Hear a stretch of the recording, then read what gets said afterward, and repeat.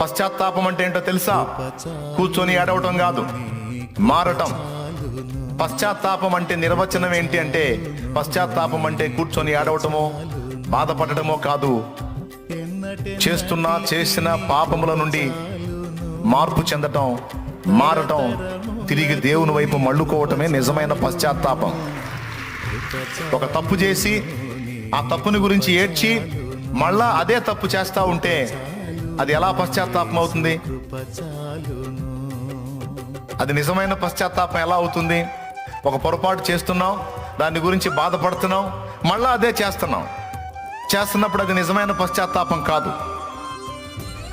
మరి నిజమైన పశ్చాత్తాపం ఏంటంటే, ఒకసారి నా నుండి ఒక తప్పు జరిగిన తరువాత దాని విషయంలో నిజంగా నీకు రోషము, బాధ, సిగ్గు ఉంటే మరోసారి దాని జోలికి వెళ్లకుండా